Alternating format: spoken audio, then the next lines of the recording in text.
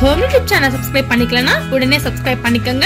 பக்கத்துல இருக்க பெல் பட்டனை கிளிக் பண்ணிக்கங்க. அப்பதான் நாங்க போடுற வீடியோஸ் உங்களுக்கு உடனுக்குடனே அப்டேட் ஆகும். பார்க்க போகிறது வந்து பீக்கங்காய் கூட்டு பார்க்க போகிறோம். அதுக்கு பாருங்கள், பீக்கங்காய் வந்து இந்த வரைக்கும் பொடிப்படியாக நறுக்கி அலசி வச்சுருக்கேன். அதில் வந்து முருங்கைக்காய் நான் போட போகிறேன். ரொம்ப சூப்பராக இருக்கும். முருங்கைக்காய் நான் நறுக்கி வச்சுருக்கேன். அதுக்கு தேவையான பொருள் வந்து பீக்கங்காய் வந்து 1/2 கிலோ கட் பண்ணி வச்சுக்க வேண்டியது. இது பாருங்கள், கடலைப்பருப்பு, இது வந்து மல்லித்தூள், மஞ்சத்தூள், மிளகாய்த்தூள், சீரகத்தூள், மிளகு சீரகத்தூள். இதெல்லாம் வந்து நான் வந்து இது வந்து மல்லித்தூள் 1 டீஸ்பூன் எடுத்திருக்கேன், மிளகாய்த்தூள் 1/2 டீஸ்பூனு, மஞ்சத்தூள் 1/4 டீஸ்பூனு, மிளகு சீரகத்தூள் வந்து 1/2 டீஸ்பூன் எடுத்திருக்கேன். இதுக்கு வந்து வெங்காயம் கொஞ்சம் கூடவே நறுக்கி வச்சுருக்கேன். தக்காளியை பொறுத்தபடி கம்மியாக தான் போடணும், ரொம்ப போட்டால் புளிக்கும். அதனால் நான் 1 தக்காளி சின்ன தக்காளியாக கட் பண்ணி வச்சுருக்கேன். பச்சை மிளகாய் 1 கட் பண்ணி வச்சுருக்கேன். மல்லி இலை, கருவேப்பிலை வச்சுருக்கேன். அதுக்கு தாளிக்கிறதுக்கு வந்து இங்கே பாருங்கள், பட்டை, கிராம்பு, வெந்தயம், சீரகம் எடுத்து வச்சுருக்கேன். இப்போ நம்ம எப்படி செய்கிறதுன்னு பார்ப்போம். தேங்காய் பாலும் கொஞ்சம் எடுத்து வச்சுருக்கேன். தேங்காய் பால் ஊற்றினா ரொம்ப டேஸ்ட்டாக இருக்கும் கூட்டுக்கு. நம்ம தேங்காய் பாலும் ஒரு 1/4 மூடி அரைச்சி வச்சுக்க வேண்டியது. நம்ம இப்போ வந்து எப்படி செய்கிறதுன்னு பார்ப்போம். நம்ம வந்து ஒரு குக்கரில் செஞ்சால் சூப்பராக இருக்கும் நல்லா. அதுக்கு நம்ம குக்கரை ஆன் பண்ணிக்கிட்டு நம்ம வந்து ஆயில் கொஞ்சம் ஊற்றிக்கணும். 1 கரண்டி ஆயில் ஊற்றிக்கங்க. ஆயில் ஹீட் ஆகிடுச்சு. நம்ம வந்து பட்டை வந்து ஒரு சின்ன துண்டு போட்டால் போதும். பாருங்கள், ஏலக்காய் இந்த கிராம்பு வந்து 1 போட்டால் போதும். கொஞ்சம் சீரகம், கொஞ்சம் வெந்தயம் வந்து 1/2 டீஸ்பூன் போட்டுக்கோங்க. சீரகம் வந்து ஒரு 1/4 டீஸ்பூன் போட்டுக்கோங்க.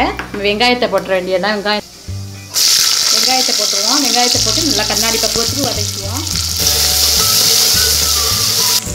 வெங்காயம் வதங்கிருச்சு. நம்ம வந்து பச்சை மிளகா, கருவேப்பிலை, மல்லித்தலை, தக்காளி 3 போட்டுருவோம். கொஞ்சம் நல்லா வதக்கிக்குவோம். வதக்கிட்டு மசாலா தூளையும் போட்டுருவோம். மசாலா தூள் எல்லாம் எடுத்து வச்சுருக்கோம்ல, நம்ம அதை அப்படியே போட்டுடலாம். நம்ம எல்லாம் அளவு தான் சொல்லிட்டேன்ல, அப்படியே போட்டுற வேண்டியது. போட்டு நம்ம எண்ணெயில் வதக்க வேண்டியது. காயையும் போட்டுடலாம், பீக்கங்காயையும் போட்டுடலாம். நம்ம வந்து முருங்கைக்காயை வந்து நம்ம அப்புறம் தான் போடணும். ஏன்னு கேட்டால் நம்ம வந்து முருங்கைக்காய் கரைஞ்சி போயிடும். அதனால் நம்ம முருங்கைக்காயை வந்து நம்ம கொஞ்சம் லேட்டாக தான் போடணும். பீக்கங்காய் வந்து வேகட்டும். கடலைப்பருப்பையும் நம்ம இதில் போட்டுடலாம். கடலைப்பருப்பு வந்து நல்லா கழுவிட்டு கொஞ்சம் ஊற வச்சு போட்டிங்கன்னா சீக்கிரமாக வெந்துடும். நம்ம கடலைப்பருப்பையும் போட்டு அதில் கிண்டிடலாம். கிண்டி தண்ணியை ஊற்றிட வேண்டியது. தண்ணி ஊற்றி உப்பு போட வேண்டியது தான். தண்ணி வந்து ரொம்ப தேவையில்லை, ஏன்னா அது தண்ணி காய் தான் அது. அதனால் கொஞ்சமாக தண்ணி ஊற்றிட்டா போதும். நம்ம அடுத்து உப்பு போட்டுற வேண்டியது தான். உப்பு வந்து ரொம்ப கம்மியாக போட்டுக்கோங்க, ஏன்னா ரொம்ப உப்பு ரொம்ப காரிடும். அதனால் வந்து நம்ம ஒரு சின்ன டீஸ்பூனில் 1 டீஸ்பூன் போட்டால் போதும். குக்கர் மூடியை போட்டுருவோம். 2 விசிலுக்கு வைங்க போதும். 2 விசில் வந்துருச்சு. நம்ம பார்ப்போம் எப்படி இருக்குன்னு. நம்ம வந்து இப்போ முருங்கைக்காயை போட்டுடலாம். முருங்கைக்காயை போட்டு 1 விசிலுக்கு வச்சுருவோம். ரொம்ப வைக்கக்கூடாது, 1 விசில் தான் வைக்கணும். முருங்கைக்காய் தண்ணி இது ஊற்றிடாதீங்க. இதே தண்ணியிலையே வந்து முருங்கைக்காயை போட்டு 1 விசில் போட்டோம்.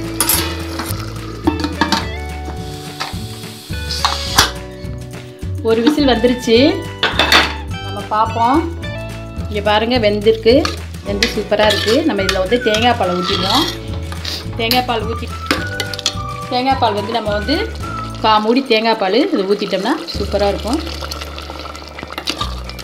பாருங்கள், நமக்கு வந்து பீக்கங்காய் கூட்டு வந்து ரெடி ஆயிடுச்சு. இது வந்து நம்ம சப்பாத்திக்கு, புரோட்டாவுக்கு, இடியப்பத்துக்கு, எல்லாத்துக்கும் தொட்டுக்கலாம்.